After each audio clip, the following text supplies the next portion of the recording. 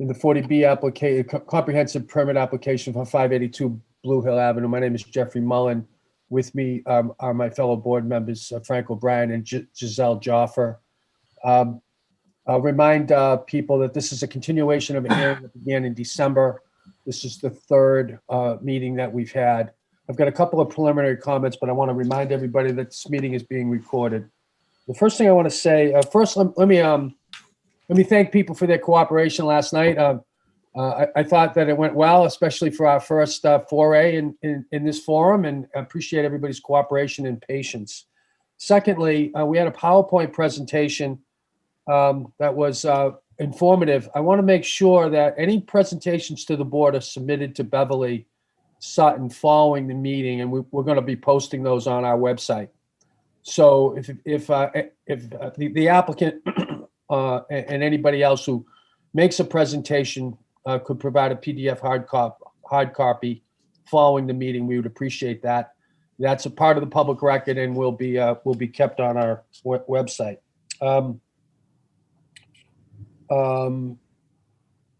We've made some progress on the site visit. There will be a site visit on Saturday at 10 o'clock and another site visit the following Saturday. There's been a question as to whether or not we'll need a third site visit and whether or not it might be more efficient to have a second session of the site visit on the 30th. So it'll be a little bit confusing. Maybe it'd be the third site visit, but two on a Saturday. So perhaps separated by a half an hour or something like that. I think the burden of doing that is mostly on the applicant. So I don't know that we need to answer that tonight, but I want people to think about that. And should that become necessary, that may be an efficient way to get the site visits done.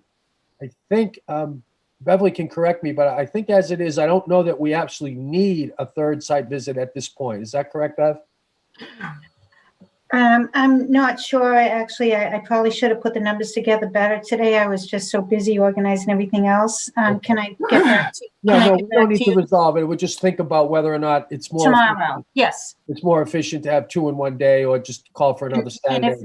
And if like that's, I said, yeah. that could fall more on the applicant than anybody, given the resources that you'd have to compile to devote that kind of time. Let me ask if there's any questions about those preliminary matters or any of my colleagues on the board. Ms. Barrett, any questions? Okay. Let me then hand the meeting over to Mr. Schumer for a presentation on architecture and landscape architecture consistent with the published schedule. Mr. Schumer. Thank you very much, Mr. Chair. Good evening, once again, members of the board. My name again is Jesse Schomer of the Law Offices of Regnante Stereo, offices in Wakefield. Also here tonight is attorney Regnante, as well as D'Artagnan Brown of Embark Architecture and Daniel Riggs, also of Embark. And we also have, I believe, Jim Burke from DeSalle Burke Sala, if any of the discussion tonight or questions ventures over from architecture into the realm of engineering. I believe we also have Blair Hines. Correct. Tonight. I don't see him in the panel, so if he could raise his hand in the audience to have him added, he'll be making a brief presentation on the landscape architecture. If I may, before turning it over to D'Artagnan, Mr. Chair, just a couple of brief procedural points. On the issue of the site walk, while we're certainly happy to accommodate the board with multiple dates, what our preference would be to do multiple walks on the same day while we're still on the site, and we're happy to accommodate people to go through the site with the board and any members of the public, Attorney Hill, and then go again essentially with anyone else who didn't have a chance to go on the first walk or the second walk or the third walk. As long as we need to be there, we'll do so. On the issue of, I'm sorry, Mr. Schumer. So let me just clarify that. Are you saying that to the extent that we're scheduling a site visit on the 30th, you would prefer that we schedule that group of people for a later time on the 23rd? It's just a suggestion, Mr. Chair. We're holding that date as you requested, so we'll be available and we'll make ourselves available if we need to. But if Beverly is getting a lot of interest from neighbors to come out on the first walk, for example, we're happy to stay longer than 11:30 and do multiple walks. I see. Okay. Yeah. All right. Okay. Okay. Well, we'll evaluate the numbers and we'll get back to them. Yes, tomorrow. Very good. Yep. The second procedural point that I wanted to briefly mention has to do with the issue of peer review. I've been in touch with Judy Barrett and Tim Zerwinski regarding the retention of the peer review consultants, and there was an issue regarding the scope of one of the peer reviews, but I believe that issue has now been ironed out, and my clients will be depositing the remainder of the funds this week, so the town should have those and can move forward immediately on the peer review for this project, as well as the Canton Avenue project, which is before another panel of the board. Okay, thank you. So that's all I have to start with. I'll turn things over then to D'Artagnan for his presentation. Thank you very much. Oh, wonderful. Thank you, Jesse. Mr. Chairman, members of the board, thanks again for having us tonight. I'm going to share screen. I think it says disabled. Could somebody, I think Beverly, would you allow? I'm not Who's sure. that? I need to be granted access to share screen. I'm not sure who has the control. Oh, God. Mike. Mike Lynch. Mike. So I'm just waiting for tech help. oh yeah, no problem. Otherwise you. it'd be a pretty quick presentation without it. Let me just, I'm sorry. How can No worries. And I think while you're doing that, so tonight's presentation will be between myself and Daniel Riggs. If Daniel, you don't mind jumping in. What we'll do is I'll go through a kind of a site contextual approach, which we started to allude to yesterday. And then we have several sheets and views and details about how we're going to start to define through the actual architectural elements that will make up the overall approach to the site. And for that, Daniel has a great grasp on that and may be able to, supplement what I'm relaying. And we've added actually a couple other slides in there as well that talk about process. I think this group on our collective team side, and even working with Dan Hill and Judy on other projects, understand that it is an iterative process. What we're showing tonight is our conceptual pass at this 40B application, but we are very much open to working through a lot of the detailing and nuances of the building, which we've done successfully in other 40Bs. And so we've added, a slide in there that kind of talks, on how we look at the process as well, which I think, for this group and members of the audience would be helpful to see. Here we go. Thank you. It's working. Can everybody see that? Is that coming through? Yes. Okay, wonderful. Okay. So quickly, just to refresh again, I think we all know where the site is located off of Blue Hill Ave. A little bit over 4 acres, 173,000 square feet with our proposal at 118 units. Sorry, there's a little bit of a lag.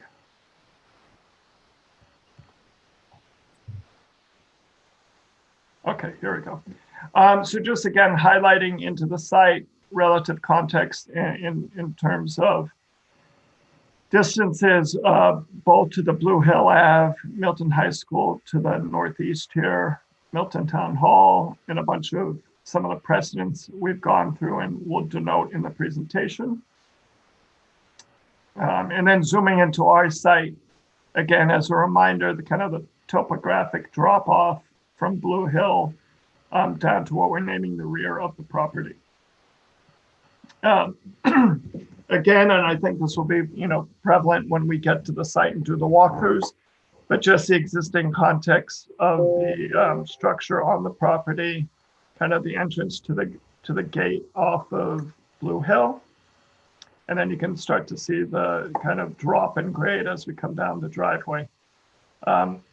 This is from the rear of the property, again, looking back up, keeping in mind that topographic change as we kind of work through and nestle the building into the natural grade on site.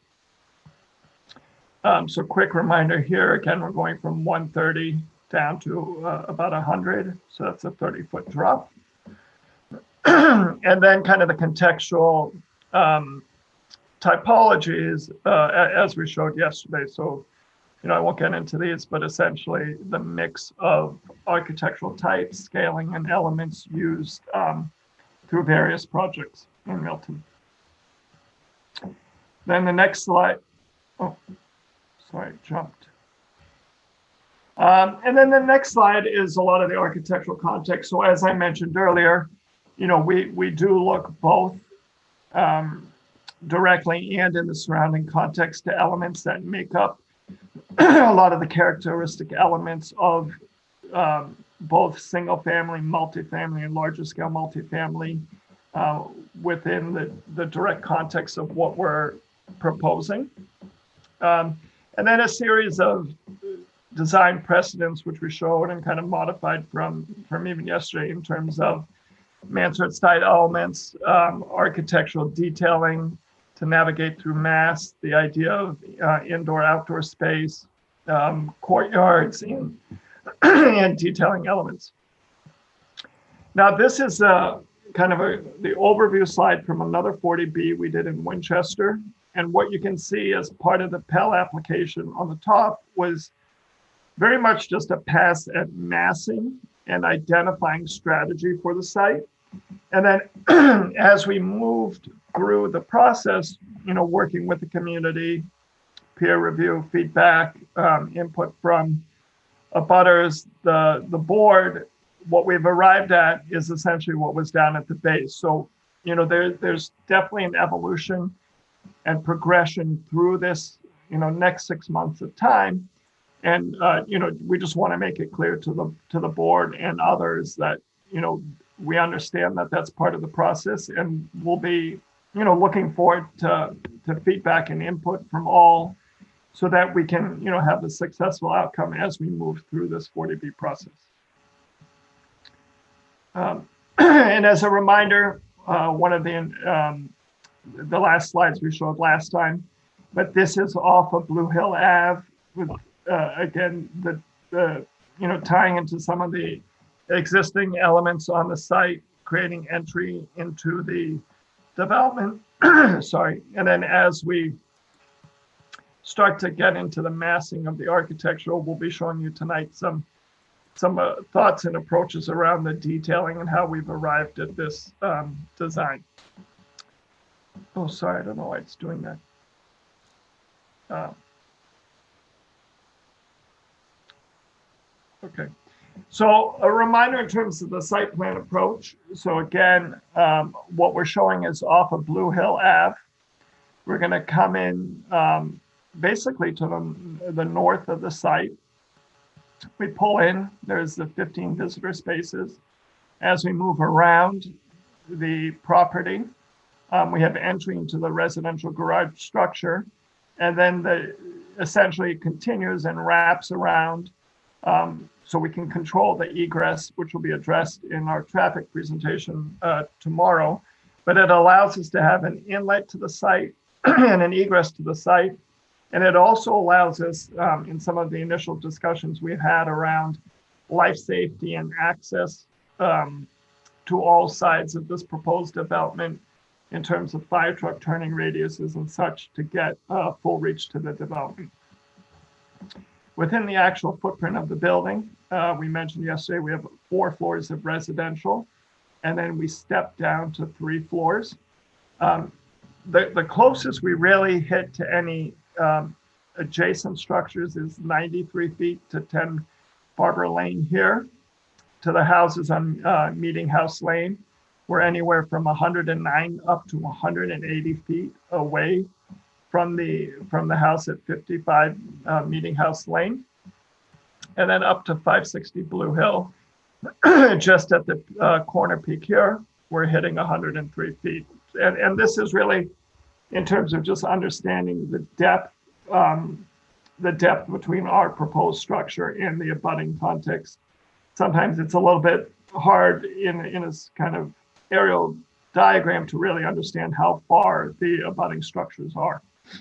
And then as mentioned, and we'll get into it as we approach civil, but just understanding where the no-build zone is, the 25 no-build zone here, 100-foot wetland buffer, and then you can see our property proposal is far from that. So the next sheet here is just getting into some cross sections along the site. Again, understanding how we fit relative to the existing grade. This is really cut through, showing the parking below grade, the central landscape courtyard, and then a cross section in the other direction, really showing the tucking of the parking. This is along Blue Hill Ave here, kind of the front area of parking, entry into the residential building, the landscape courtyard, and then the natural slope of the grade going down to Meeting House Lane. Zooming into the section of the building. So again, here you can see, working with the topography, we've really tucked in the residential parking. So, only 15 spaces out of the entire 174 parking spaces are visible. The rest are all housed within a parking structure below the residential structure. Here you can see kind of a cross section through the building. So really 4 levels of residential, and then in the background, we're starting to show how that drops down to the 3 stories as we navigate towards the rear of the parcel. So the real height at the max of the building is 43 feet above the podium. And then when you get to the 3 residential floors, that's roughly 31, 32 feet. So a refresher from yesterday. So really, this is just showing the majority of the parking, 161 spaces below this garage podium level. And then as we zoom into the architectural site plan, so again, we mentioned, we'll come off Blue Hill here. So visitors will be able to park along the 15 spaces in the front here. We have kind of that central entry into the core of the building here that then connects out to the landscape courtyard. The mix of residential, which we can refresh if numbers are needed on that. And then as we move up through the building, we mentioned on the top floor, the 4th residential floor, you can see the pullbacks here as well. Again, nothing is planned. We'll have building maintenance and roof deck condensers, but there's no planned program space on top of the 4th floor residential roof section. In terms of elevation, so I think, Dan, maybe at this point it may be good if you don't mind jumping in and I can flick through the pages. Yeah, absolutely. Thank you, D'Artagnan, and thank you to the board for your time tonight. So yeah, the next few slides are showing our elevations of the building. So one thing to keep in mind as you're looking at these is you'll never really glimpse the entirety of the building as they're shown in these elevations in real life or in your experience of the site. So we'll show you some kind of more detailed images and some sketches of a more kind of experiential views of the project later on in the presentation. But just as an overview of our strategy on how we started to break down the building design and break down the massing of the building and articulate it. Obviously, our first move here was to incorporate the 4th floor of the building within a mansard roof. So essentially allowing the 4th floor to appear all within the roof structure, and that's that area there. And then we're also showing a variety of different bays and gables that are happening at the front of the building, especially. So to help articulate those residential areas, give the building residential character. And we're also using, you know, a variety of different colors and tones of the clapboard material, especially throughout the building, to help segment it vertically. So as you can see, there's a few different kind of tones within a very kind of subtle distinctions within the palette as you go along the facade, and really allowing these kind of smaller segments of the building to read strongly on the facade. And here along, so that's our west elevation of the building is along Blue Hill Avenue. So this right here is the residential entry to the building. You can see here we're also showing different exposures of clapboard at different locations of the facade. So giving it a sort of the idea of a rustification to the material. So this bottom section of the building here all has a kind of a deeper exposure to it. It's an 8-inch clapboard exposure. We move up to a 6-inch, a little bit of a finer grain to the material at that point on levels 2 and 3. And then these white areas are all in a board and batten with a panel and trim detail, which you'll see more detail in a few slides, and is also represented in this image here, which is an Embark project. So that helps to give it a lot more kind of fine-grained detail than you sort of see in this very zoomed-out image.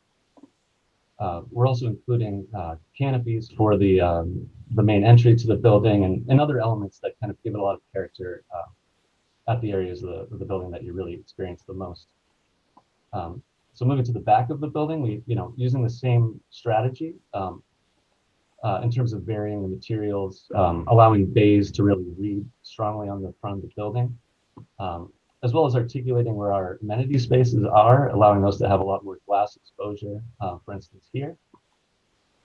And then you can see on this bottom image, the side elevation on the north, that as the building transitions from 4 stories down to 3 stories, the mansard roof sort of gives way to this 3-story building expression here, which is using a lot of the same materials, but without the roof, it really is just expressing that 3-story piece as well. So you can go to the next slide, D'Artagnan. Yeah, so as I was saying earlier, you never really experience the entirety of the building in the way those elevations are shown. So we wanted to include this enlarged elevation to kind of give you a sense of more of the detail and material expression of the building itself. So as you get closer to it, obviously you can see more of the expression of that roof, where we have shingles, this kind of board and batten approach to those bays. The different clapboard exposures, you can see that there's different sizes here at the top, 2, second and third floor, sorry. And the first floor has a wider exposure to really emphasize that first floor and to ground the building. And we're also exploring further ways of articulating the entry, using some kind of potentially some warmer wood materials to really engage you at those kind of tactile areas of the building where you engage and enter the building, as well as the canopy and potential to add some additional detail to that area. So a lot of that is really taking a look at those precedents and those single-family buildings in Milton that we really love the design of, and we're trying to take as many cues from the architecture in those buildings as we can and really embrace that style. Go to the next slide, please. So again, this is the view of the building from Blue Hill Avenue, and you can really see in this image, you can see the how moving the wings sort of pushing them back and forth really allows these kind of smaller articulations of the building to be prominent on Blue Hill Avenue and have a strong presence on Blue Hill Avenue. So you really sense these kind of ends of the wing as you're navigating along Blue Hill Avenue. Next slide, please. So these are some other sketches that we've developed, and part of that is us trying to really explore and understand how the building would be experienced from the neighborhood. as this is taken off of, sorry, which, if you go back to the plan, I think. Yeah, so this is Blue Hill Ave, looking back down at the site. And the site entry would be right about here as you're entering into it. So really trying to embrace the idea of the mansard roof as incorporating the fourth story of the building and having this exposure that's really similar in scale to the residential neighborhood. And the way the topography drops down from Blue Hill Avenue to where our building is really helps the height relate more to these buildings that are across the street in a lot of ways. Yep. And just for reference sake, this is off of Voss Hill Road. Right? Yes, thank you. Sorry about that. No worries. So again, here's an aerial view of the building. So it's obviously a little sketchy, but you can tell, looking at the context buildings and starting to understand how, especially the foliage, and starts to envelop the project and start to allow it to sort of nestle into the landscape. Yeah. And one thing to add to this, I think we were in receipt yesterday and appreciate the modeling that was presented to us. We are working through a full 3D model of the site and the surrounding context that will, I think, build through SketchUp or a format that's acceptable by the board. Because I think one thing that's very important, and I'm not sure it has yet come across in the images we received, and I think that's why we'll be happy to model it and share with this group is the actual contouring of the site and how the building fits into that. As we do know, we are proposing this building, but I think one thing we need to make sure is that the kind of full context that the building is sitting into is also modeled as well, because as Dan mentioned earlier, nobody's really going to see it from this aerial view. But I think if we're going to be looking at aerial images, I think it's very important to offset it too by the actual surrounding foliage context, which we'll model through, and we can send a link to the group for their use as well.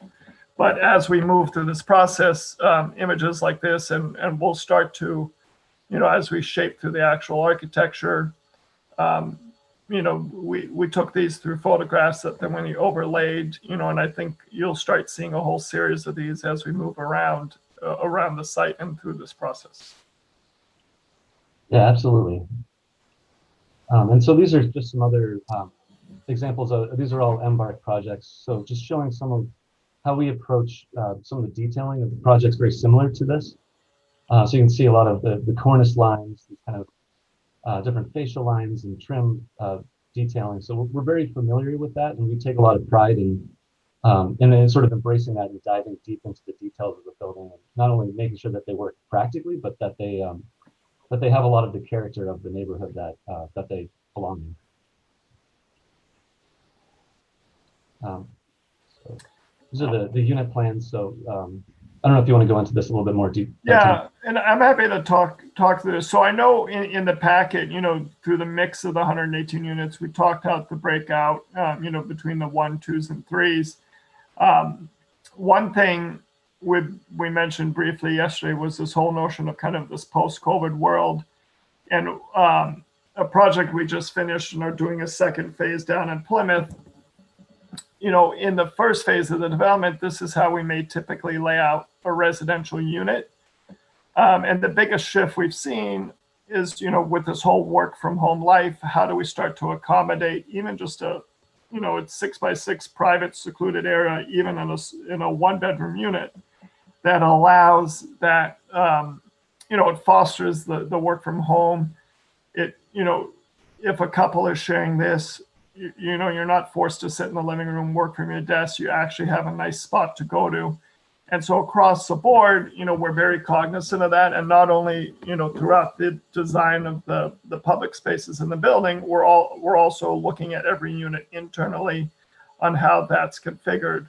Beyond that, just kind of going through the, we'll have the detailing of the interior carried through, the exterior carry through the interior, both in terms of, providing the requisite bike parking, addresses of common spaces, understanding how to deal with today's age of Amazon and package delivery, and then providing amenity base for the building itself. So These are some it's a 5,000 square foot space, so it really allows for a lot of these really robust amenity spaces within the building. And these are, projects we finished recently in other towns. And what it allows is to, when you're setting up a building of this type, we want to make sure that the supporting amenity spaces really contribute to making sure the overall building runs operationally very successfully. And I think because, we'll see a shift in the long-term play on the work from home, we want to be able to just kind of think ahead and, be able to address that. I think with that, we'll turn it over to Blair Hines, who's principal founder of Verdant. And I think, Blair, if you don't mind going through your portion, we can then step back and answer any questions. Can people hear me? Yes. Oh, good. That's always the biggest fear here. For the record, Blair Hines, registered landscape architect and principal at Verdant Landscape Architects. We're very pleased tonight to have a chance to review with you the current thinking about the landscape. And in developing a landscape for a project such as this, we really think of two important objectives. One is the impact of the development on the abutters and on the neighborhood. And secondly, how to develop a landscape that supports residential living on the site. In this particular case, in terms of the impact of the development on abutters, one of the critical aspects of this that D'Artagnan alluded to is where you place this building on the site and what elevation. In this scheme that we look at here, the building is pushed towards Blue Hill Avenue in order to provide a greater setback for the building from residents that are to sheet left and to sheet top, as well as to sheet bottom. So that as the building moves towards that, it reduces the amount of landscape and the amount of trees that are going to be maintained along Blue Hill Avenue. So that's an important consideration that the design team has been thinking about. Other important impacts and mitigations include the preserving of the trees that are all within that wetland area in the buffer area, which is to the lower left-hand corner of the site, as well as preserving all the mature trees that you see to the sheet left and to the sheet top. Again, where there's some existing trees along the site in that area, they're all going to be preserved. In addition to that, in order to reduce the impact of the project on the adjacent residents, there's a robust planting of new evergreen trees that fill in the gaps between the existing mature trees to sheet left and to sheet top. Another important way to reduce the impact of the development is really how we do plantings around the driveway. That's to the rear of the site. And this in combination with the architectural design, as Dan had indicated, the building massing is stepped back away from the residences to the left and to the top of the sheet, as well as a large amenity landscape courtyard is again placed in this area in order to push the building further away from the abutting residents. So this is a strategy that we're considering, and we of course know that there will be some comments from the public and from the planning board, and we look forward to working with you in terms of how to better refine the plan to reduce impacts.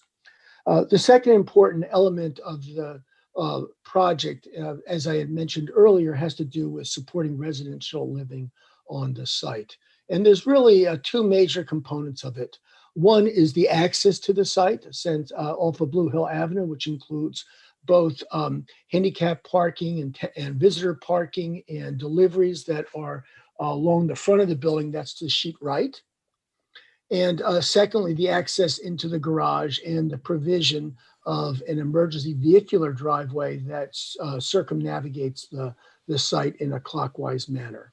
So these are, all components that are important to development of a residence. On this picture here, again, we're populating it with some images of some both native evergreen trees and native deciduous trees, which would be the major elements in the planting plan that we would be developing. And secondly, we're looking to rejuvenate the entire area that's to the left and the top of the emergency access drive with native grasses and wildflowers, so that this area again can start to transition into a natural condition and support, birds and pollinators and so forth, which is one of the things that we do focus a lot on in our sustainable planting developments. If you could go to the next slide. So now to focus in further, I mentioned that most of the exterior of the site is really dealing with access and parking, but the main focus for residential living consists of two programmatic aspects. One is the development of a large shared outdoor space that you can see to the center of the landscape over the garage structure. And secondly, the idea of providing for ground floor units, small private patio spaces that are off the buildings. And this includes both on the amenity deck level, and later on we'll go and look at the site plan again, and you'll see that we also provided some small terraces off the units that are along the edge of the access drive, where the driveway comes up to meet the elevation of the first floor. One thing that I should mention that may not have been emphasized sufficiently is when D'Artagnan was talking about this building being placed with the first floor really is at the elevation of the ground near Blue Hill Avenue. Then that, in a sense, buries most of the garage below grade. And then in this situation towards sheet bottom, a large portion of the garage is potentially exposed, and one of the grading plan strategies that we have is to try to start to mound the soil up so that we can, in effect, bury about half of that garage, in which case, from the views from the neighbors who would be in this situation, a sheet bottom, when they looked up the embankment, they'd be looking through the existing trees that are preserved, up a meadow of natural grasses and flowers, to more evergreen and shade trees and flowering trees along the access drive, and then up to the edge of the garage podium, which would really be looking at a wall that was probably between 4 and 6 feet high. And then on top of which you would see these trees that are coming out of this amenity courtyard. So we've been thinking carefully about how we can create a whole series of kind of stages of plantings that go from the property line up to the top of the shared outdoor courtyard. And we think these are strategies that can be used to effectively mitigate the impact of the development, as well as to create an outdoor landscape for all the many residents who are living here. And as I mentioned earlier, one of the aspects of the program to support residential living included the small private patio areas on the roof deck, as well as patio areas you see towards the Blue Hill Avenue. You see each of those units on the ground floor has a small patio space assigned to it, as well as to the sheet top as the access drive comes up. Again, we're looking for opportunities to provide a small outdoor living space for those residents. I'm happy to answer questions as we move forward, and thank you. Thank you, Blair. Mr. Chair, if I may, could I ask Blair to speak very briefly on a question and a comment that I believe was made last night by Mr. O'Brien regarding the size of the plantings at the moment when they'll be planted and how quickly they'll be growing on the site? Okay, that's a very good question. We would look at having 8 to 10 foot and 10 to 12 foot evergreen trees planted. And we would be picking and leaning on two varieties of evergreens that grow especially rapidly. The one would be, and actually, in addition to the white pine, we were thinking about some of the Norway spruce, which can grow 2 to 2.5 feet a year, and along with the grand fir, which is a fairly rapid growing plant of about 18 inches. And the white pine, again, can be quite rapid at about 2 feet or more a year. Another plant that we might work into at some places, which many of the locals may be familiar with, is this western red cedar called green giant, which grows very rapidly. And that would be another plant that could be used to good effect. So the strategy is to go in there with fairly large plants, not small little 5 or 6 foot plants. So we are thinking about that.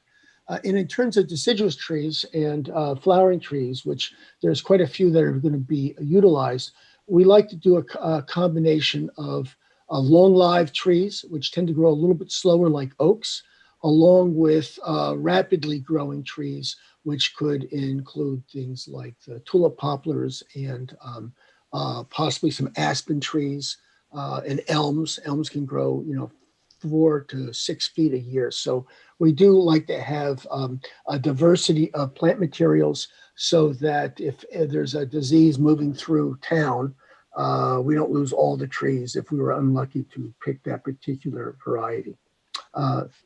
Jesse, is there any other comments that you might want me to pick up on? That's it, I think, Blair.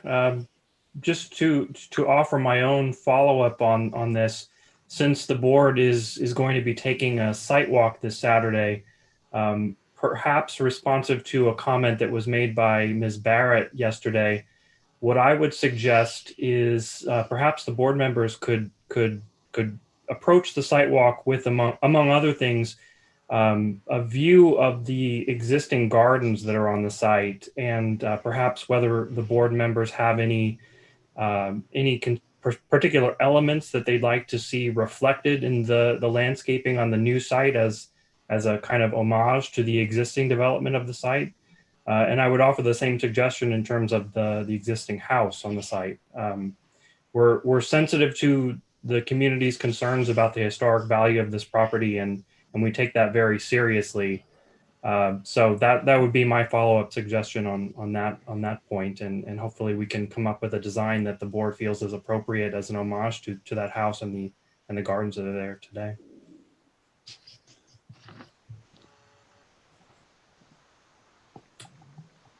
Unless anyone else has anything further, I believe we'll turn things back over to the board for questions. Thank you, Jesse. Thank you, Mr. Schumer. Let me just respond to the last comment that you made. I don't feel qualified to. I think it's a good point. I don't feel qualified to give any suggestions about how the historic nature or any architectural details about the significance of the structure that's on the site today, or the gardens that have been much discussed and documented in the submittals that we've got. But I did expect to hear a little bit more about that in the presentation. So just as the chair, I want to turn that on you a little bit and ask for your professionals to give that some thought as we move through the proceeding. I imagine that both the peer review and any of the design professionals in the neighborhood who are participating in this hearing will have ideas on that. I just don't, I myself don't feel qualified enough to offer a reasoned opinion on it, but I'm glad to hear the suggestion, and I would invite ideas from your professional, 3 professionals and other professionals on the team from whom we heard some ideas tonight. So that's a thought. But let me ask my members of the board whether they've got any questions of the applicants. Maybe we could stop sharing the screen for a second and Sure. go to a different view here. Okay. So Ms. Joffer or Mr. O'Brien, any questions of the applicant's team? Joffer? I do have questions. Good evening, everyone. Thank you to the presenters this evening. My question is, I guess, related to the discussion of the historical gardens. What are the main drivers behind the 118 unit number? And have you considered reducing that in order to maintain more of the historical gardens or the home itself in any concrete way? So a compound question there. First, why 118? And second, have you considered a smaller footprint in order to maintain what exists today? Thank you. Just to clarify, who is that question directed to? Is that to the architects or to me as the? Whoever's best suited to answer. Well, I can perhaps speak to the number in terms of the number of units. That has to do with the economies of scale, the purchase price, the building price, and it all factors into that. In terms of, I believe it was mentioned last night by Ms. Barrett whether there are alternatives to that would include saving all or part of the gardens or house. And as I mentioned, we're sensitive to those concerns, but I don't want to mislead people or create some kind of misimpression or perhaps false hope, because I do believe in plain speaking, and plain speaking is that on this proposal, these structures will be taken down, and there's no proposal to save them in any fashion, and that is not, there's no alternatives plan that we've considered. What I would say is, respectfully to those who are concerned about this issue, from my perspective and in my opinion, the historical value of Milton and the houses and the architecture is very well protected, in my opinion. Having an opportunity yesterday to browse the state's MACRIS database, I noticed that there are approaching 3,000 houses and structures and buildings in the town of Milton alone that have some sort of landmarked status. So this particular structure, while it is not going to be possible to keep it in our proposal, I would submit that Milton's historic architecture is well represented, well protected, and will be represented in this design. And I think Embark has done a good job of trying to pay homage. In terms of responding to community concerns about that, there's multiple ways of doing it.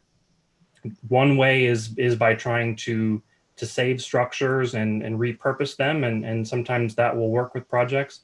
And sometimes, unfortunately, that isn't possible, and this is one of those instances. So what we would strive to do as a team is to reflect and be respectful of that history, and work with the board and perhaps with the local historical commission to come up with some way to, as I said, pay homage to these structures in what will be there in the future. I hope that was responsive to your question. It is. I guess on the 118 unit question, is the answer that that's about economics? That's right. Okay, I have another question, and I don't know if the architects are well suited to answer this or not, or if this comes later in the presentations and further hearings, but how long is the construction of such a design estimated to take? And have you considered the impact on abutters in the community at large? Yep, I can attempt to answer that.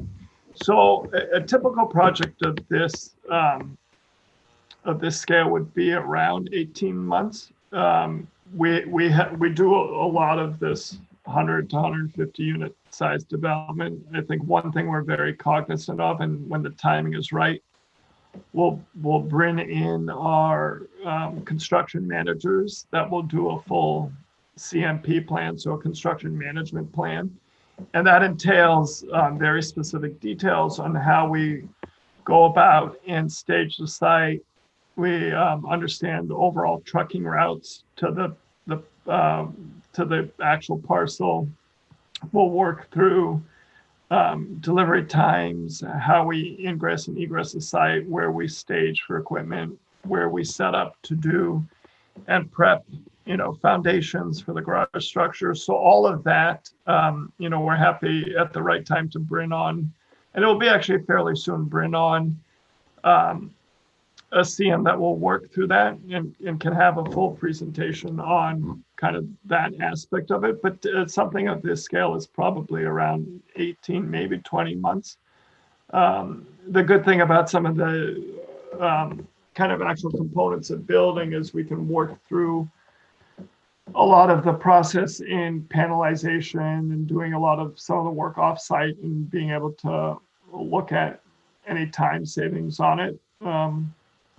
And again, we'll work very closely with the abutters as we have on others to set up, monitoring stations that, will monitor the land itself. So as we're doing demolition of the structure or working through foundations, any triggers in excessive movements, are sent to an alarm system. So there's a lot of kind of safety measures that are put into a construction of this type. But again, I would anticipate around 18 months or so for construction. Thank you. What is the design of the waste disposal system? The actual waste disposal? Well, the process or a system by which residents sort of get rid of waste. Right. So I'm glad we're talking about that at this point in time. So typically what we'll do in a building like this is actually have a central location within the garage structure that is on a trash chute system that allows for both basically separation of trash from recyclables. That's collected into containers that have a compacting system within the garage, and management would basically swap through the barrels as they get filled, and then it's a private waste management company that would come pick up. And the nice thing with the way we have the garage set up is they would actually they would pull off a Blue Hill, pick it up, and then circulate out. And that, that's really a function of, how many times a week they would come to do that, but it would all be through a private waste management company. Okay, thank you. And then finally, in the written application, my understanding was that the design is meant to pick up on elements of the current historic home as sort of a second to, maintaining or salvaging some of that home. And I'm no architect, but it wasn't sort of obvious to me. Yeah. Are there particular elements that you could point out, please? I think as we move to the next couple rounds, we're going to be honing in on more of that sort of detailing that will be very prevalent to how we look at the entry to the building, how we start to delineate the base, the use of, brick materials and canopy design, scaling of the residential doors that enter the structure. I do agree at this point, we're still working through a lot of that detailing, but we are very, it's very clear to us that's important and we understand that. And so, I do agree as we move through the process, you'll start to see more of that and kind of details that hone in on how that translates through to this building. Okay. Thank you. Mr. Chair, I have a few more questions, but I'll step back, and if there's time at the end, I'd appreciate the opportunity. Thank you. Thank you, Ms. Jaffa. Mr. O'Brien. Thank you, Mr. Chairman. I have a number of questions, and then that will probably engender some additional questions as well. So I will take the cue from my colleague and try not to monopolize the board's or folks' time. Thank you all for another very interesting presentation. I'm going to have a mix of questions. First of all, I'm a lawyer, not an architect, but serving on the zoning board lets me play architect for every once in a while. So I can see the architects smiling and laughing here. I thought you were an architect with your style going on. So thank goodness I'm not. a couple of things. First of all, one of the things that I noticed, and it may be too early in the process, is that, and my colleague noted this with her question regarding trash, rubbish disposal, how it was going to be picked up. At some point in time, we'll get down into the nitty gritty with dumpsters. Where are they going? Who's going to do what? And that all comes to noise and the impact on the surrounding community. So I have a number of questions regarding noise nuisances, if you will, and so one of them is going to be, I didn't see anything on the plans relative to lighting. Are we too early into the stage? How is the road going to be lit? What is the outside lighting going to be? What's the plan for reducing the impact of the lighting, whether outside the building, on the deck, the amenities? What's the plan for reducing the impact of lighting on the surrounding neighborhood? Is that your space, or is there a lighting designer? So we would typically in the next 1 or 2 meetings start to get into that level of detail. And what we've done on past 40Bs is we actually bring in a lighting engineer that will, once we hone into this kind of parameter of the building itself, we'll get into actually going through and specifying all of the light fixtures. We'll have, several pages of details around that. We, understand that it will all fall under dark sky compliance. And so with that, we actually do photometric calculations across the entire site to make sure there's no spillage to abutting properties.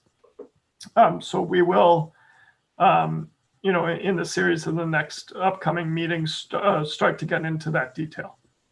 One of the things I'm going to be particularly interested in that is not only the fixed light fixtures, but what is the impact going to be with vehicles moving along that roadway and headlights shining into structures nearby, even though, they may be far away, lights still shine. So I'm going to be particularly interested in that. The other things I'm going to be particularly interested in are going to be some of the mechanicals. I have seen some very lovely designs wrecked by all the stuff you put on the roof. And so I'm going to want to know what the plan is, both in terms of visuals, as well as noise and other nuisances surrounding the mechanicals. What kind of condensers are going up there? What kind of ventilation stuff? What is the ventilation plan for the garage, for example? What are the noise levels for that equipment? What are the particulates and other things that they're going to be emanating? I haven't seen anything on that either. Is that you, or is that the province of a mechanical engineer? We will be bringing on a mechanical engineer. So we will be going through building systems. We will address all of it's essentially going back to a noise ordinance and what all of the actual specific specifications are for the air handlers, whether it's a central building system or individual. We will be detailing that. And typically on buildings like this, what we'll do is on the top of the roof, kind of run it down the central spine of the main roof. And then we have a full acoustic and visual enclosure around the perimeter of all of the equipment. So anything from ground looking up, you'll never see the actual units, but we'll be providing details on that. So we've got a lot of amenity space. It looks lovely. The plans for the plantings look lovely and whatnot. Certainly a space that many of the residents in the building may want to partake. Looks like a lovely place for a swimming pool. Any plans for additional amenities to be put into this? Because I would be concerned, again, looking at noise and other issues. Are you asking for a swimming pool or no? No, I'm not. I'm not asking. I'm asking. We're not proposing. Additional outdoor. Let me be more specific. Are there any plans in the works for additional outdoor amenities beyond what I saw as seating? Not that I understand, no. Blair? No. Two other questions, Mr. Chairman, and then I'll cede the floor to you. One of them is that last night we heard from one of your experts that the building is being constructed in such a way so as to provide access to Milton's largest piece of fire apparatus, which is it's a humongous fire truck, whatever, humongous ladder truck. I'm no firefighter, but it strikes me that access by a fire truck to the rear portion of the building would be impacted by the way the deck comes out and could potentially impede the ability of a ladder truck to get its ladder up to the upper stories of this building. Is that something that has been taken into consideration?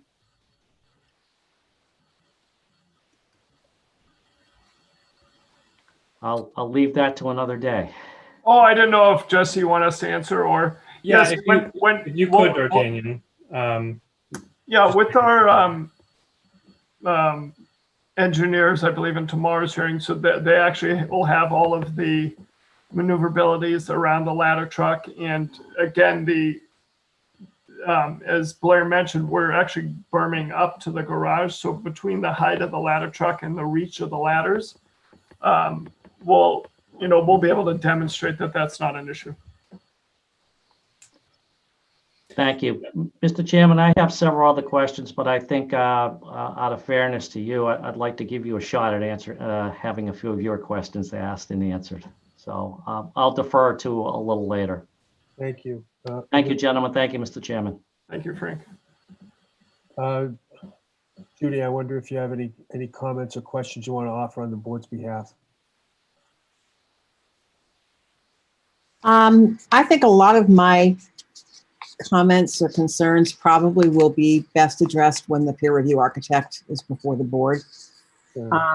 I am concerned about what appears to be a lack of attention to the town's concerns about the gardens. And I'm wondering, maybe the board may want to consider having a preservation consultant take a look at this project and maybe be able to give you some advice about what might be economically feasible that we're not hearing about. Yeah, fair suggestion. I'm going to accept Mr. Schumer's offer and take a good look at the gardens on Saturday, and then we could further caucus on a strategy around that. Yeah, I'd like to look at them. I couldn't see them when I was there last Saturday, as they're in the back, but it's a good suggestion in an area of focus, and perhaps Mr. Hill or his team will have a question on that as well. I'm going to.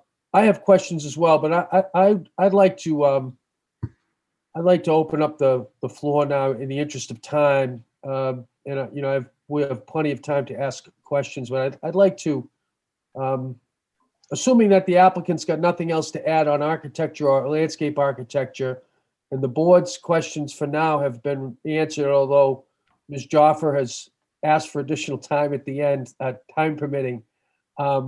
I'm going to ask Mr. Hill if he's got questions of the applicant. And the only comment I want to make is this is not a substitute for your own presentation. So we have given the community and anybody in the community, whether they be members of the Vos Hill Neighborhood Association or not, time to make an application, to make a presentation as detailed as they would like within the schedule at another hearing. But we have, the procedure does permit a limited number of questions, and I think it's opportune. I think the best procedure is to do it right now, and we'd like to hear from you, Mr. Hill, and then following you, Mr. Hill, or to the extent you want to recognize one of your experts or one of the other people representing the community association, you're welcome to do so, and then we'll open it up to the balance of the neighbors. Fair Okay, enough? Yeah, that sounds great. Thank you, Mr. Chairman, and members of the board. Dan Hill, I represent the Bose Hill Neighborhood Association.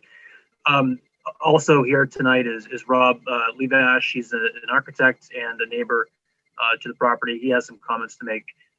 I had a few questions, if I may, just for D'Artagnan. And D'Artagnan, it's nice to see you again. We've worked together on other projects. I respect your work.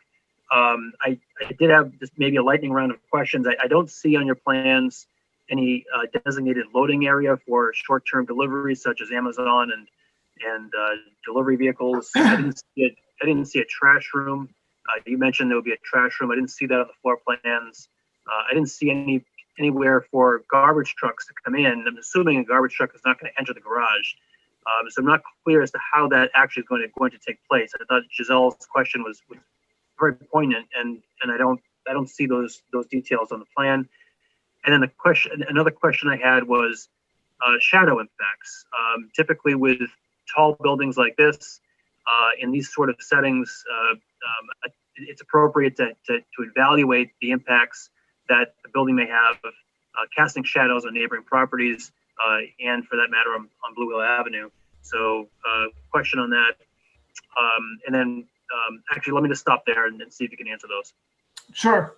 And I think what we'll do in the next presentation is go through and note a lot of those actual spots based on the questions you just raised, Dan. The visitor drop-off Amazon would happen in the front 15 spaces along parallel to Blue Hill.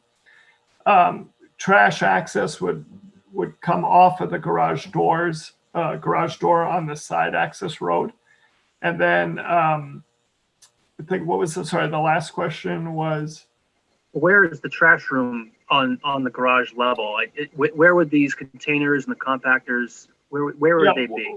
We'll go through and to note exactly where as we flush through the internal working of those plans. But essentially at this stage, we've allowed for the square footage for that. And I think in the next round, we'll start to hone in on the specificity of that.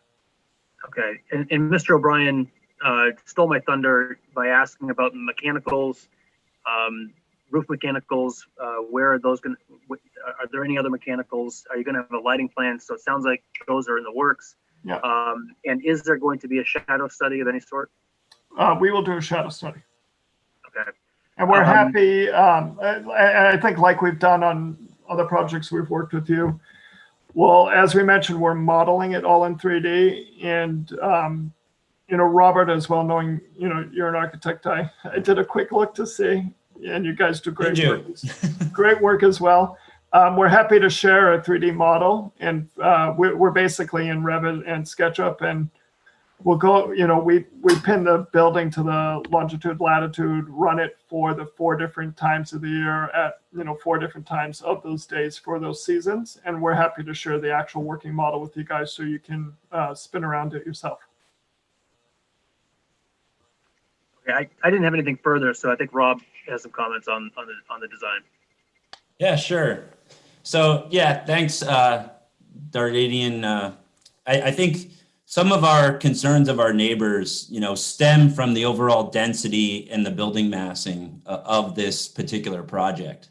So I think some of our concerns really is when you look at the overall building, a lot of your images are really close up. And I think it would be really helpful knowing that you use Revit or SketchUp or whatever to really show it from a better views, right? So I think particularly, our neighbors who are down on Meeting House Lane, they're particularly concerned of what this massing, granted, we're talking about, the site does slope down quite a bit. So those neighbors that are downhill from that, we are concerned with the overall building height. And so it would be great to show the views of that. But particularly, I think you hit the nail on the head is the 3D tools that we have today. Granted, I love your sketches, but I would love to see the the 3D models and see some views from the streets, see some views from I know that you did a sketch over Bose Hill, and it's great when you got some sketchy trees and things, but I think I would love to see a little bit more to really show what that massing looks like, because that's a concern of ours. And if you wouldn't mind, I'd like to share my screen really quickly. This is this is part of the massing study that we did. Granted, this is in comparison to what D'Artagnan did with the sketching, the sketch over it. But this is really just to look at massing at a conceptual scale. So you can see it's very, it's a lot larger than its, surrounding context. And granted, it's an aerial view. So, I think to D'Artagnan's point, it's really important to get these other views, especially back here at this is Meeting House Lane.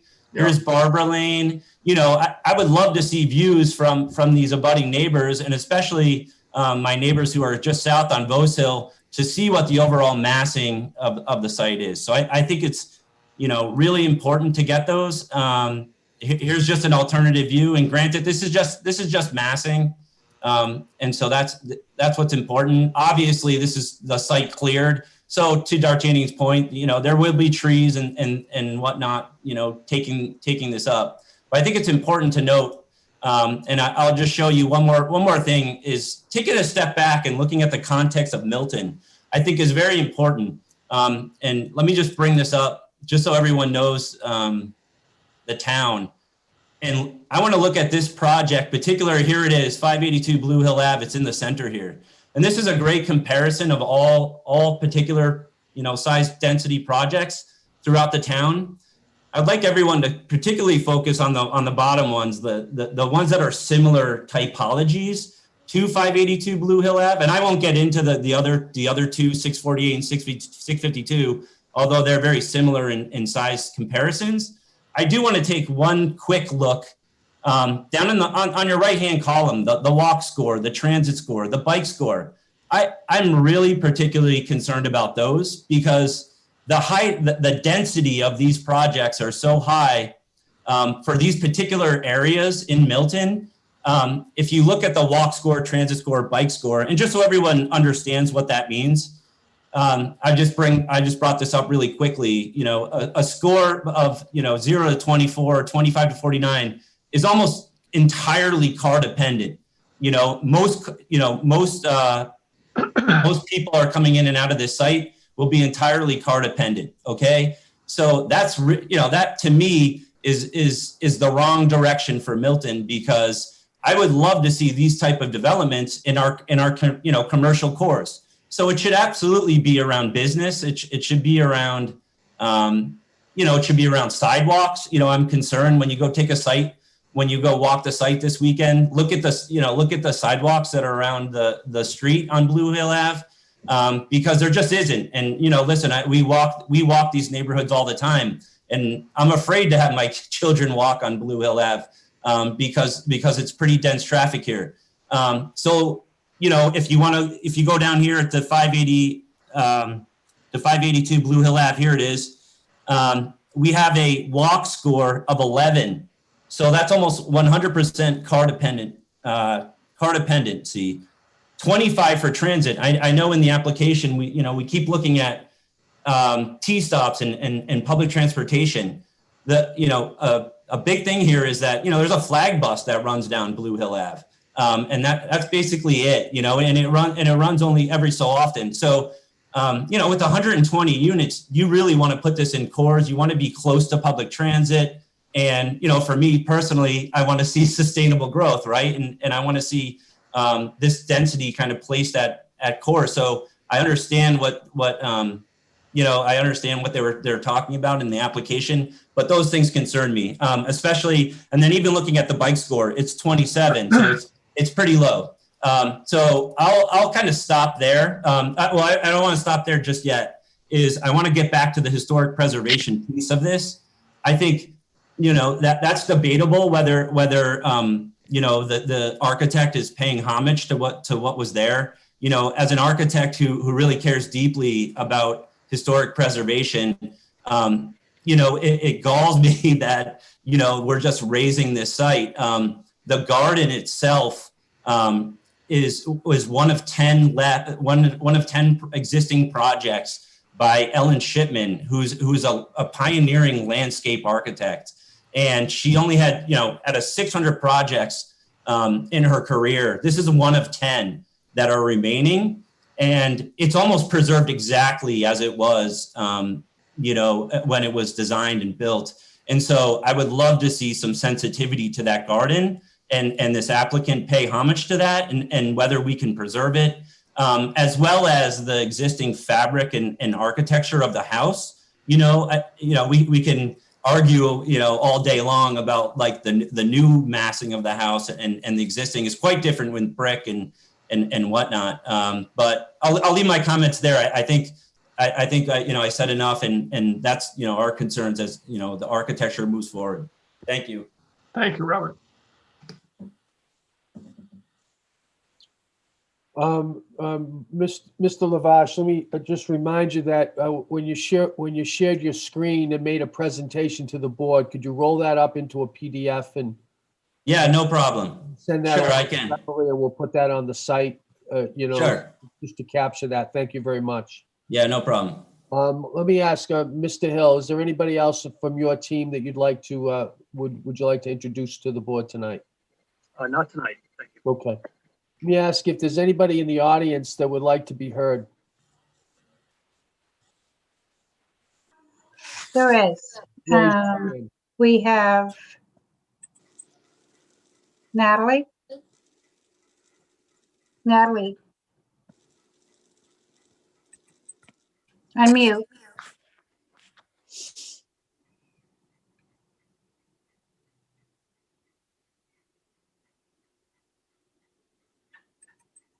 Natalie, unmute.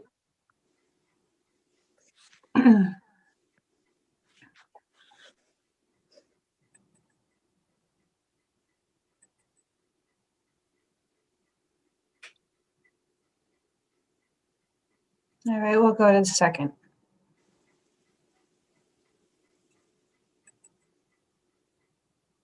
Amy and Michael. Hello. Hi. Just repeating myself from last night. Mm-hmm. I do not want people to forget it's Route 138. It is a state highway. So when we talk again about sidewalks and walking, it's a state highway. Let's not forget that. And second, since the project is under the umbrella of, you know, 40B through the state where you can skirt certain, you know, you basically are under the umbrella of the state. Is there a requirement that the project would have to be built union? I guess that would be for you, Jesse.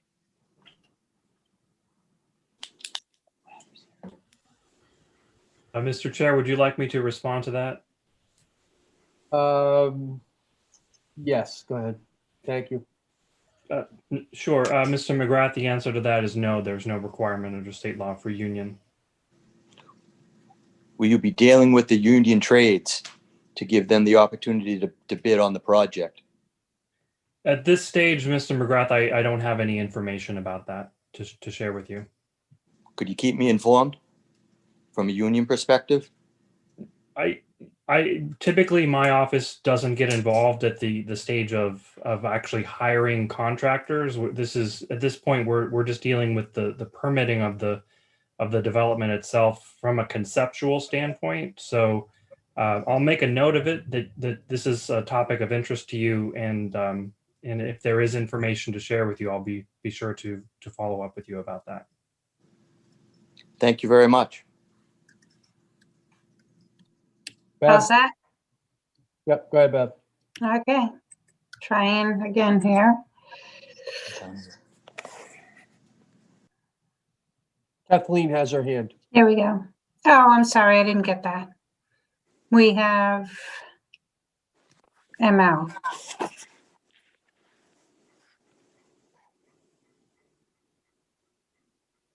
Did you recognize? Who'd you recognize? Oh, they went away. So let's go with Kathleen. I don't see you. Kathleen, welcome to the board. I see. Anyways, you're here anyway, so go ahead. Thank you very much. Thank you, Mr. Chair. I just, because we were talking about landscaping, I just wanted to ask the landscaping people to make sure that they'd looked at the list that we have in the town of Milton for suggested trees and plantings. We will do that. Great, because it's on the website. We Okay. also have a new bylaw that's going to be coming in, that's going to come, actually coming up for a vote. But in the meantime, you should know that we would want to see as a condition on the permit, if that was ever issued, but something that we would want to know is what you were doing to preserve the trees that are on the site during construction. Because there's some really magnificent specimens along Blue Hill Ave that we would be really concerned with trying to save.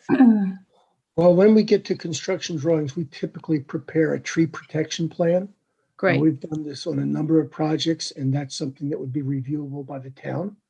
And that typically consists of fencing off the entire area where you want to protect a tree, not just immediately around the trunk. And I would hope that you would also consider, as you have mentioned, you know, the historic gardens, that you have this garden you're going to be doing on the roof. Is there some way to sort of replicate to a certain extent the design of the garden that's there now in your plans for that roof deck thing? Not to date, but that is something that my colleagues at Verdant Landscape Architect have talked about. That would consist of things like salvaging a number of the elements in the current garden and to use either on the roof or in the front landscape. So that was the first thing that I noticed when I went on site. Although I didn't get inside the garden, I did notice a lot of really interesting, I don't know if we call them artifacts, but elements that could be reused to good effect. Well, we would encourage that. Yeah, I think that's a really good idea. And I think I bother a lot of my clients with my own interest in doing that, because I think it really does create a sense of continuity with the past as we move into the future. So I'm all for that. Thank you. And one thing, Mr. Mullen, is that the visuals that Mr. Lavash had posed with his screen share are actually the massing studies that were presented by the planning board. So you may already have those. I've seen them. Yeah, no, I've seen them. But I wanted to capture that walk score page. Oh, I think that was on there, but Yeah. But we'll check and make sure. Catherine, thank you. Thank you. You're welcome. Thank you. I'm going to go on to the next attendee. Yes. Okay. Barbara. Can you unmute? Barbara? Yes, There you hi. go. Good evening, everyone. Hi, how are you? We're Thanks for everyone for sharing all of the information. So I live on Alfred Road and I've lived here my entire life. So I'm very familiar with everything that's been going on. I'm sorry, Barbara. Can you hear me? I can hear me, but we don't know your name. I see. Oh, Barbara Alavi. Okay. Barbara Alavi. I live on Alfred Road. So my concerns are drainage. When you're proposing a massive structure that basically takes away all of the earth, and then I'm not quite sure how high the retaining wall is going to be, how the height or the length. Where is all the water flow going to go? As is, we already have sump pumps. My neighbor has 4 sump pumps in their basement. I have 1. All of our neighbors have serious water issues. Where's all the water going to drain to?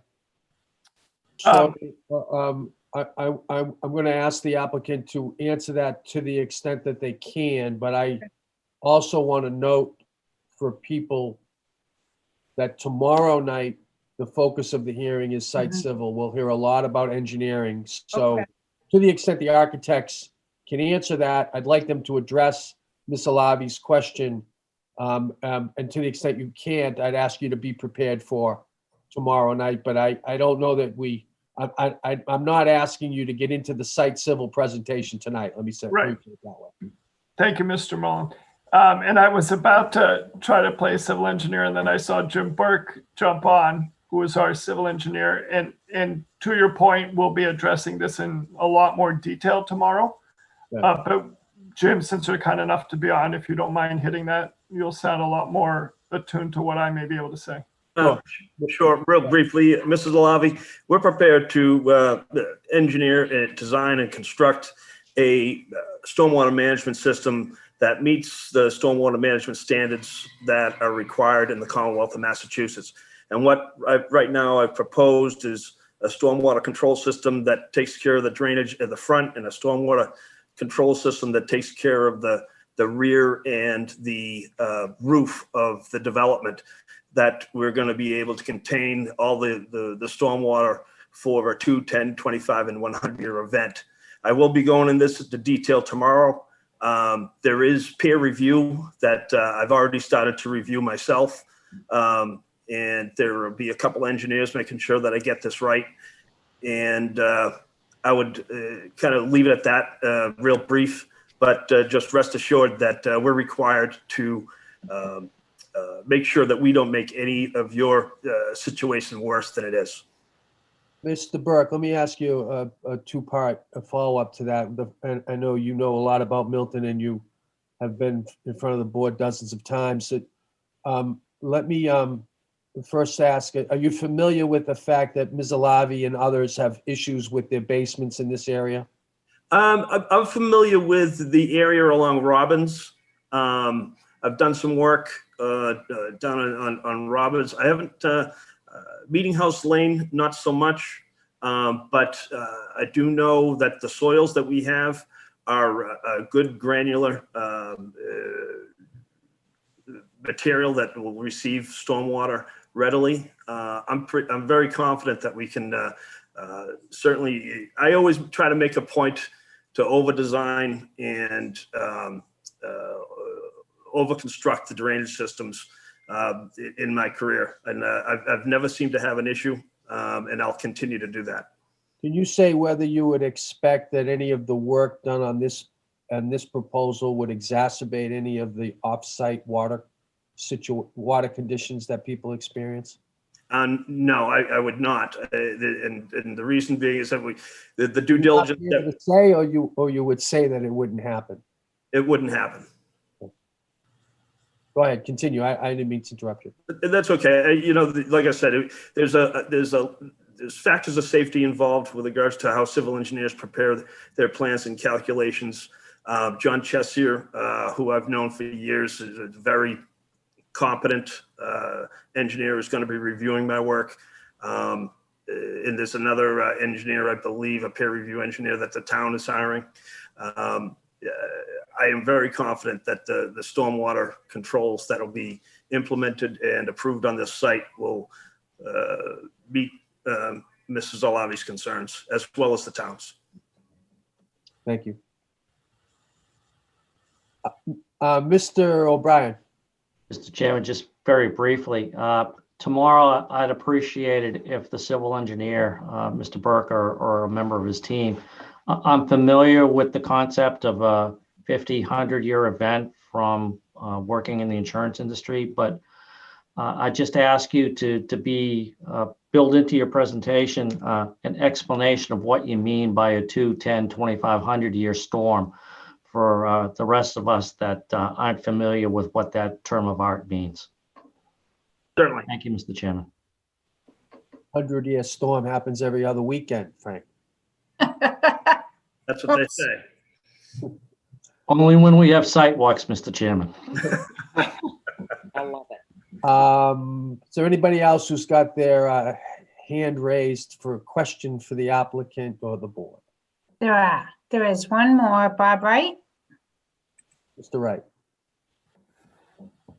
unmute, please. Hi, just did. There we Hi, go. good evening, everyone.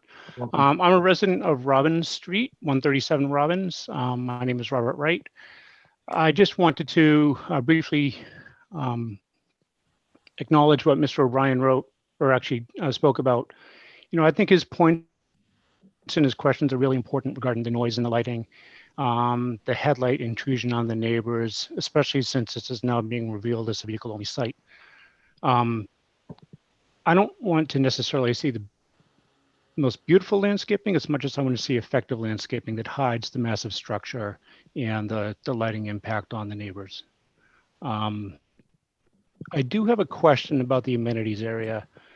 While there won't be a swimming pool, as Mr. O'Brien asked about, it was mentioned last night that there would be bocce courts, grills. I believe there's a fire pit or two in the drawings. Dining area looks like it probably allows for at least 50 residents to sit down and dine out there. Probably some ample space for like cornhole and things like that.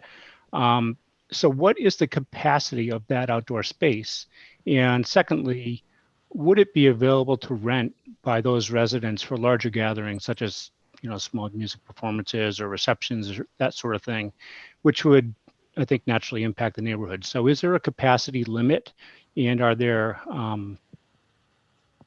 any options for residents to rent that we would need to know about? Mr. Schumer. Mr. Chair, I'll leave it to the architects to answer the question about the capacity of the outdoor amenity space, and perhaps the landscape architect can speak to the landscaping that is around the site to buffer light impacts, particularly those coming out of the garage entrance. What I can speak to is I'm not aware of any plans to make the space rentable for events like music type events. I'm certainly sensitive to that kind of concern because of the space that's out there and the neighbors that are nearby, and perhaps appropriate conditions in the comprehensive permit can be crafted to be sensitive to those concerns and to limit that kind of ability. Typically in these kind of instances, projects, there will be some possibility for residents to be able to reserve the space if they're having a small gathering. But I think we can drill down into those details, and I'm going to make a note of that and speak to that with my clients, and we'll be mindful of that as we move forward.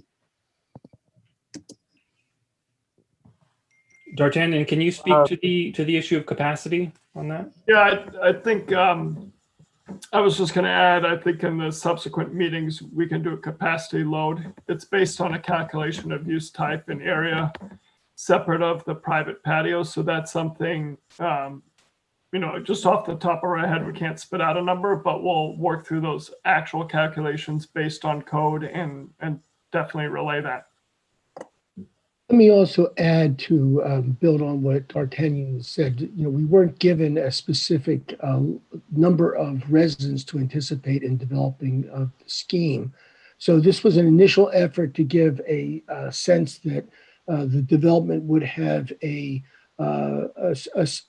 area for the residents in the upper floors who don't have an individual patio to have some outdoor space. So this is the first step. This will get refined.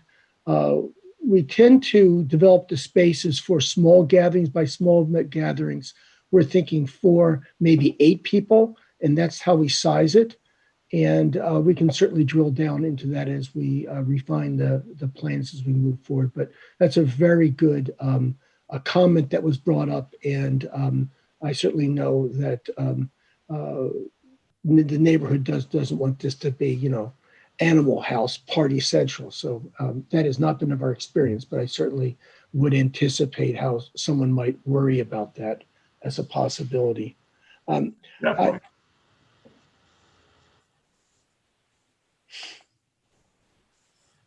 Wright, are you is your question, you satisfied?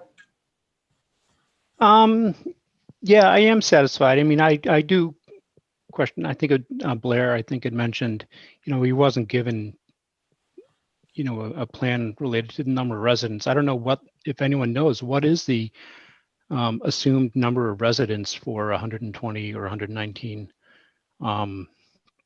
unit development? Mr. Schumer? You guys have plans on that or ideas? That I'm not sure if the architects have something in that regard. That would I would expect that would be sort of a statistical analysis of typical occupancy of 1-bedroom, 2-bedroom, and 3-bedroom apartments, and I don't have that in front of me now. So perhaps I can put that on my to-do list and look into that for you. Yeah, I would second that, Jesse. We would add it to the to-do list to come back with a calculated response. Yep. Let me ask you. North of 170 though, right? You have over 170 parking spots, so it's going to be north of 170. I don't want to speak to that. I don't know for sure. The number of parking spaces is not necessarily just residents. It also takes into consideration some amount of allowances for guests to be there. I think it's a virtual certainty. It's north of 170. There's 118 units. Yep. So, it seems unlikely that it would be lower than that. We'll look into that and come back with more information. Yeah. Thank you. You're welcome. Bev, does anybody else have their hand? No, they don't. No, Okay. that's it.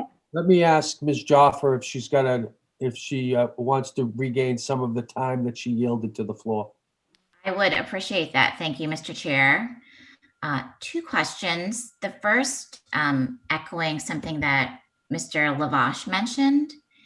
If, to the extent you do have tools to give us a visual of what the abutting neighbors will be seeing, that would be very helpful for me. And understanding that although we have great technology, there are limitations. But Mr. Blair mentioned, neighbors may be looking into the garage. I just don't have a good sense of that. So if that's possible, that would be appreciated. Yep, certainly. And just to quickly answer that, the example that we gave for the other 40B we worked on in Winchester, it was in a very similar setting, topographic change, and we had residential abutters. So we actually got permission from abutting residents to go on their property, stand in the back, take photographs, pin the building to the right height. We can work with our engineer to actually get technical massing of our building on these photographs. And that we just did through a coordinated effort with the abutters, literally as a follow-up to a meeting like this, where we said, okay, let's hit these 2 houses over here, those 3 over here, get permission from those homeowners to go to their backyard, stand there, photograph, then, do an overlay with the massing of the proposed architecture and, follow up with a set of images that will address that. Thank you. Mr. Hill asked earlier about Amazon delivery trucks. I had the same question, but a little bit broader. So, we have Amazon, we have Instacart deliveries, we have Uber or, any other type of ride share that might be coming to the building. So I think my question probably bridges the presentations from today and tomorrow. So that the first is a design question. I guess, where do they come? Where do the rideshare cars stop? If we're looking at a building that maybe realistically doesn't have access to a lot of public transportation, will people be using rideshare to get around? Yep. And is there sort of a design element there?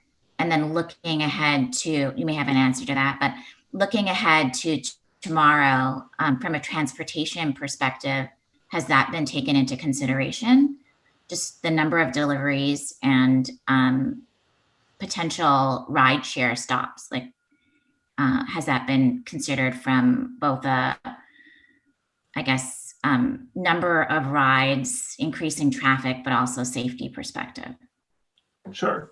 So I think we'll let our traffic engineers address the actual calcs based on those reports. In terms of ride shares and use in Amazon, I think at this stage we can pull some samples of other buildings we've done, but essentially in something like this, we go as far as, even internally in the building, we design these little lounges, like an Uber lounge, we call it, or something that residents can wait for a rideshare to come. And then inside the lobby, there's actually a transportation ride sharing screen that talks about timing of the ride coming, there's a designated pull-off spot for that.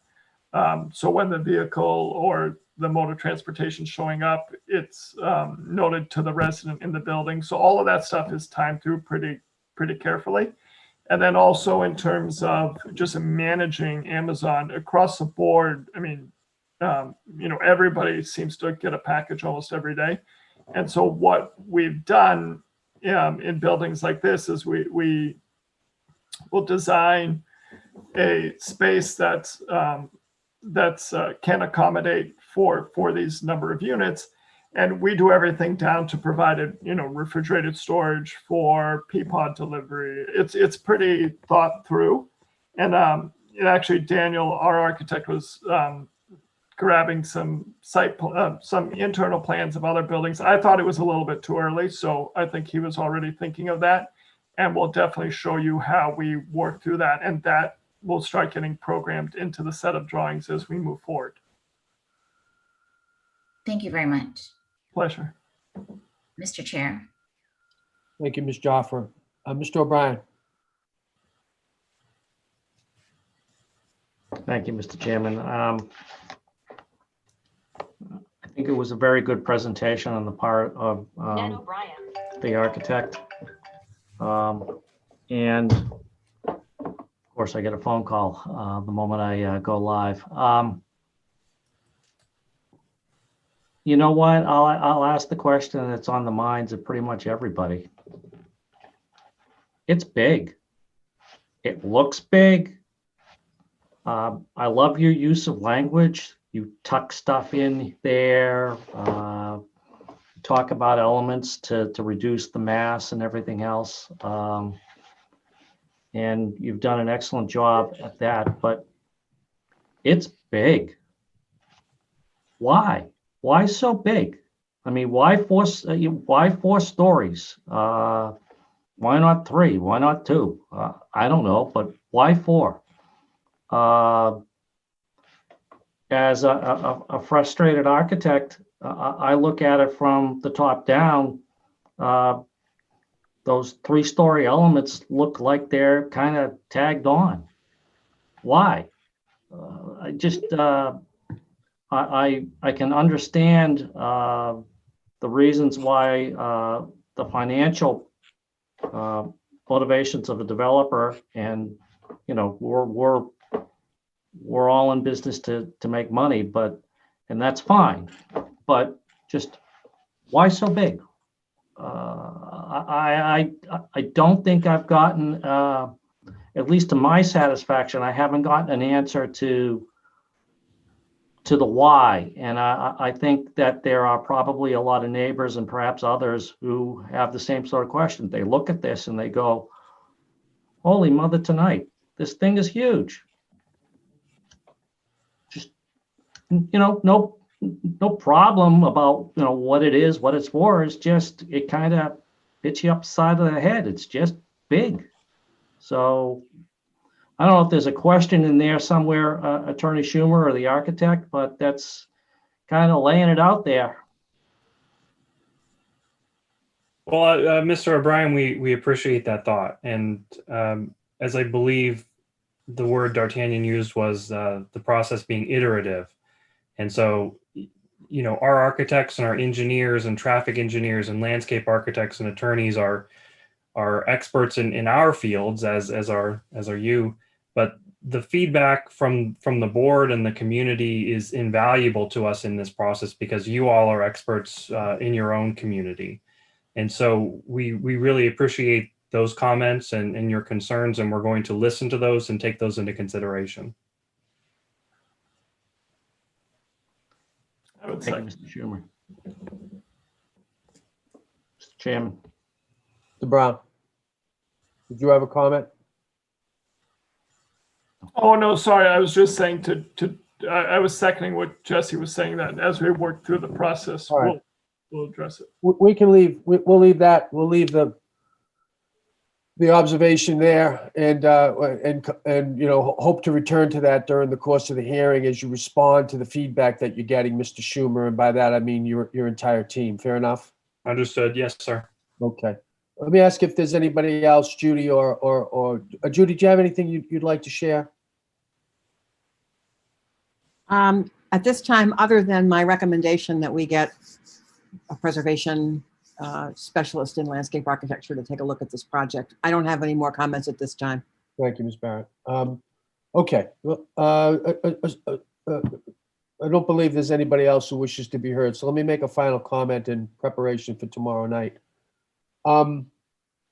I have questions, but I'm not going to ask the questions right now. Most of them have been addressed, or I expect to be addressed. But my overall observation from tonight is that there's a lot of homework, and I want the applicant to begin to think about when it is going to deliver that homework in the course of this hearing, given the calendar that we've laid out. So the homework comes, just limited to the architectural homework in the strategy for trash delivery, pickup, and departure. The whole Amazon strategy. When I say Amazon, I think to Ms. Joffer's point, she means Peapod and every other delivery strategy there is, along with a rideshare strategy, both of which it seems to me are going to contribute to, perhaps not measurably, but will contribute to trips. A constructability strategy, it was represented to the board that this would be about an 18-month build, but we all know that there's a lot of details that go into that, and I think certainly the board and perhaps the neighbors would be interested in that, particularly with weather conditions and traffic control and overall disruption. We need to know more about the lighting. We need to know more about the location of the mechanical elements. We need to know more about the capacity loading for the amenity areas and the overall use of the areas. While Mr. Schumer mentioned that the amenity areas are not likely to be rented out, I would like to hear perhaps a more definitive statement as to whether or not that will be planned at all, since it does seem to me to change the character of the use of the space. And perhaps that's something we can talk about down the road, but that is a piece of homework. And then there's some homework to be done on water. But I know that Mr. Burke, that's the subject of tomorrow night's hearing. So I don't put that in the category necessarily of homework, although that was raised. That really is the limit of the homework. But my point, Mr. Schumer, is perhaps we should be thinking about one night or two nights where you can come back to the board prior to the close of your initial presentation and address the questions that you get in the totality of these initial presentations. That sounds like a fair way to approach, just as a framework for approaching it. Yes, Mr. Chair, that makes sense. That's typically how we do things, Attorney Regnante and I, in Chapter 40B hearings. I would say that's customary, and that would be very helpful, hopefully, for the board members and for the community. Also, as we head into the process of peer review, which should be starting more or less now. Terrific. Secondly, I'm a little bit concerned about the timing of the peer review. I know that you opened up the hearing by stating that the funds have been released, and I appreciate that, and I know the town does as well. We want to get that peer review in front of people as soon as possible, but we also obviously need to give the engineers time to do that. So we might be mindful of that. We're going to do the best we can with the calendar that's been laid out. And remember, we don't have a lot of flexibility with the calendar because we're trying to accommodate the other 40Bs that are pending in the town and the available technology that we have. And that is, we have this platform for these nights. Let me remind you that the PowerPoint presentation needs to be submitted to Ms. Sutton as soon as is convenient for posting on the website. And remind people that tomorrow night's presentation is on engineering. And I think, Mr. Schumer, let me just confirm with you, it's solely on engineering. Is that right? Correct, Mr. Chair. Civil engineering, site plan, stormwater, and I believe we'll leave the issue of traffic and transportation for another night. All right. So what we'll be doing is we will expect to hear transportation, and by that I mean traffic and safety, looks to be probably heard on Tuesday, January 26th, to be followed by project financing. And then we've requested a specific hearing on or a presentation on the specific variants, the specific waivers of the bylaw that you've noted in your application. And then I don't want to get too far ahead of ourselves, but just to forecast it for the audience, that's what to expect. We'll have engineering tomorrow, traffic and safety next Tuesday, and then we'll pick up the hearing again a week from that, getting into project finances and waivers, and perhaps some follow-up on the homework that the long list of homework that Mr. Schumer has. We're going to keep him very busy between now and when the hearing closes. That's part of our job. Mr. Chair, Yes. just to be clear, the peer review architect's contract is signed and in their hands, and I'll be seeing them tomorrow. We're actually doing a webinar together tomorrow on design in 40B. So I will make sure he has the schedule for this project in hand, and the traffic has been signed and that's been sent back to them as well. We're this close on the civil engineering. I'm hoping to get that resolved, tomorrow or Friday at the latest. Very good. Thank you. I think the town planner has his hand up. Planner Bev, you want to recognize him? Tim? Oh, he needs to unmute because he's a panelist. Hi, Bev. Hey. Can you hear me? This was I think everyone can hear you, correct? Yes. Okay. Thank you, Mr. Chair. I just want to add one thing to your list of homework. There were some design and landscape related items in the written commentary, both from the town and from the planning board. And if you would, I'll leave it to your judgment whether those items should be addressed in the sort of the follow-up homework session. Absolutely. I know that the applicant is aware of the town's comments and made reference to them last night. We will expect that, and we're anticipating that each of the presentations that are made are being made in a way that's mindful of what the town has said. And to the extent that they're not, they will raise inquiry, and certainly the town is invited to raise its points in its own case in chief at the appropriate time. The board's very mindful of what the town has offered and appreciates the town's input. Fair enough? Yes, sir. Tim, does that work for you? Absolutely. That sounds great. Thank you. Okay, great. Mr. Schumer? I don't believe there's anything further from us, Mr. Chair. We have quite a few open items now to respond to, and we'll do our best to respond to all these issues and provide further information where the board has requested it.